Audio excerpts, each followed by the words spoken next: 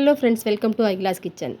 இன்றைக்கி லஞ்சுக்கு சூடாக கமகமன் மிளகு வாசனையோட, அதே சமயம் சாப்பிட்றப்ப மிளகு காரம் தூக்கலாக இருக்கிற கேரட் பொரிச்ச கூட்டும், சைட் டிஷ்க்கு வெண்டைக்காய் வறுவல், வெண்டைக்காய் பக்கோடா தான் பண்ணியிருந்தேன். வாங்க இப்போ அதை எப்படி பண்ணுறதுன்னு பார்க்கலாம். 2 ஸ்பூன் உளுத்தம்பருப்பு, 1 ஸ்பூன் மிளகு, 1 ஸ்பூன் அரிசி, கூடவே 2 வரமிளகாய். துவரம்பருப்பை ஊற வச்சுருக்கேன். கேரட், தேங்காய், கருவேப்பிலை.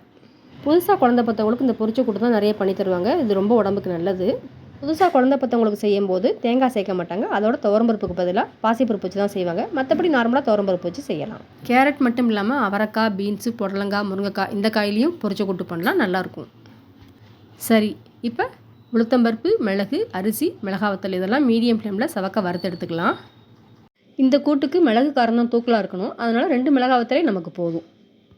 கூடவே தேங்காயை நம்ம வறுத்து எடுத்து வச்சுக்கலாம். அப்போ தான் நமக்கு கூட்டு வாசனையாகவும் அதே சமயம் கெட்டு போகாமலும் இருக்கும். வறுத்து வச்ச மசாலாவை 10 நிமிஷம் ஆற விட்டு மிக்ஸி ஜாரில் அரிசி, மிளகு, உளுத்தம்பருப்பு, மிளகாய் வத்தல் இதை அரைச்சிட்டு அடுத்ததாக தேங்காய் சேர்த்து நல்லா அரைச்சி எடுத்து வச்சுக்கலாம். இருக்கட்டும். இப்போ கடாயில் நான் கேரட் வேக வச்சு வச்சுருக்கேன். கேரட் நல்லா வெந்துருச்சு. நம்ம அரைச்சி வச்சுருக்கிற மசாலாவை இப்போ இதில் சேர்த்து நல்லா கலந்து விட்டு ஒரு கொதி வந்ததும் நம்ம ஏற்கனவே வேக வச்ச துவரம்பருப்பு கூட தேவையான உப்பு சேர்த்து நல்லா கலந்து விட்டு திரும்பவும் கொதிக்க விடலாம். கடுகு, உளுத்தம்பருப்பு, சீரகம், பெருங்காயம், கருவேப்பிலை தாளிப்பை அதில் பொரிச்சு கொட்டினா டேஸ்டியான கமகம மிளகு வாசனையோட கேரட் பொரிச்ச கூட்டு ரெடி. இந்த பொரிச்ச கூட்டு சாதத்துக்கு மட்டும் இல்லாமல் இட்லி தோசைக்கும் தொட்டு சாப்பிட்லாம், ரொம்ப சூப்பராக இருக்கும். சைட் டிஷ்க்கு வெண்டைக்காய் பக்கோடா, வெண்டைக்காய் வறுவல் தான் பண்ணியிருந்தேன். அதை இப்போ எப்படி பண்ணேங்கிறத பார்க்கலாம் வாங்க.